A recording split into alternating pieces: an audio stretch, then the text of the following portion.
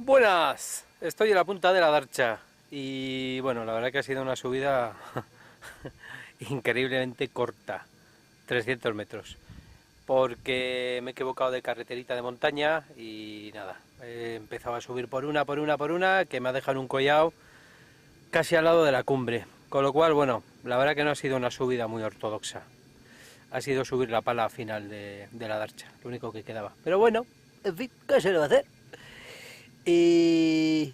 Ahí hace un día maravilloso, como se puede ver, y hay bonitas vistas, que es lo que importa. Aunque me hubiera gustado subir la montaña como realmente se merece. Es decir, desde abajo. Pero bueno, ¿qué se le va a hacer? De vez en cuando uno se equivoca. Bueno, pues nada. Hola. A grabar bonitas vistas del Iparralde. ¡Lolo!